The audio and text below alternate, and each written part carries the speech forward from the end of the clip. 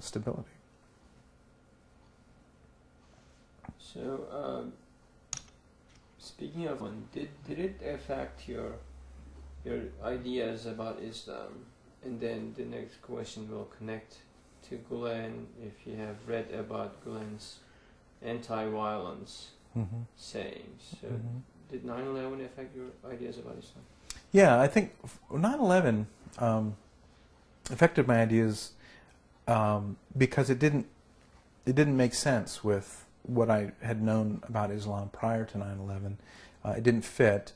Clearly, I could see that this was an extremist position, and I could see that the actions that were taken on 9/11 in the name of Islam seemed to contradict other teachings about Islam that I had heard from other Muslims before, and in other documents and books and in my own education and classes that I've taken. After 9/11, I think what happened was that there was a tremendous appreciation in our culture that there was much about Islam that we just didn't know. And I was very heartened to hear many in the Islamic community in the United States who spoke up immediately and condemned the actions of Al-Qaeda and Osama bin Laden in 9/11 and said this does not reflect the teachings of Islam. This does not reflect proper Quranic interpretation. And therefore there's, of letting people know that, that not only were these planes hijacked, but a world faith was hijacked on that day as well, and distorted and misused. And I think that that out of that has come a greater sense of urgency about trying to learn and about trying to speak up and to say, this is not right. And Gulen, I think, has been a wonderful representative of that, because when I think about some of the figures who I've taught in my class, I've taught a comparative religious ethics class on nonviolence, and I've used Gandhi, and I've used the Buddhist monk Thich Nhat Hanh, and I've used Martin Luther King Jr.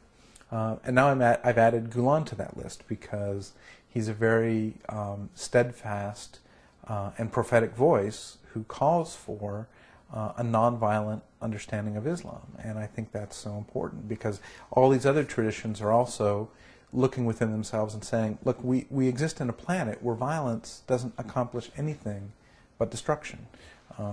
And if we can see within our own traditions the grounds for nonviolence, then we can find not only a future for humanity, but we can also find a great deal of common ground for which we can work positively.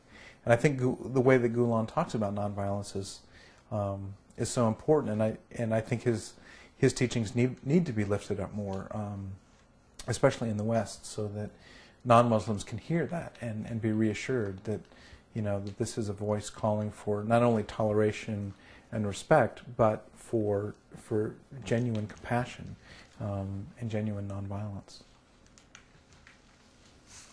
So, into more dialogue, which probably accelerated after post 9/11 times. At what extent are you aware of Gulen's dialogue efforts, and what do you think of these efforts as their help or involvement, importance in the universal peace and humanity? I think Gulen's writings and his teaching through magazines, through books, the publishing, all of the network of communications that the Gulen movement has, and the fact that the Gulen movement itself is not one person directing everything. It's not Fethullah Gulen saying, "Okay, you do this, you do that," but it's a very organic kind of grassroots movement of people who are very influenced by his ideas, but who see in his teaching not something new or original, but they see the best of how to live out their faith.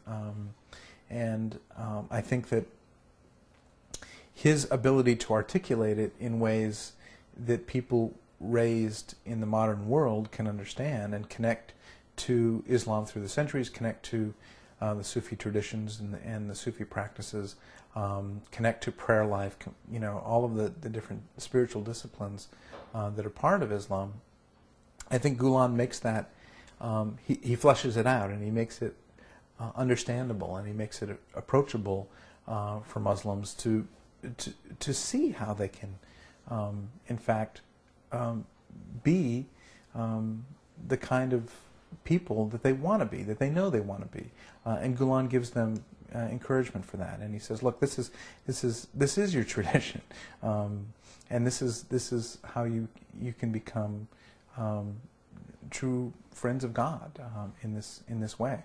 And I think for non-Muslims, Gulen's teachings are very important because they challenge us too, to say, look, it's not just about the best way to read the Quran or the best way to understand the Hadith or to practice prayer, but it's also there are certain values that Islam teaches that are universal, that every religious tradition intersects with, and how are you in your tradition upholding your responsibilities to promote these values of kindness and respect and tolerance and humility and all of the rest, and compassion. And I think that, when I read Gulen calling his own community to task for that, I feel a sense of encouragement and inspiration and challenge for me as a Christian to live out these ideals in my own tradition more fully as well. You've been to a place where the people has been living, and a sort of tolerant way, which has been enhanced with the Gulen's preachings and speeches and advices. What do you think of this lively, tolerant people and their behavior to others as an impression? Well, it's very evident when you see the way that people interact with each other, when you see the respectful attitudes they have towards each other, the courtesy, the civility, the openness. It's clear that this is a culture where these kinds of values are deep and long-standing.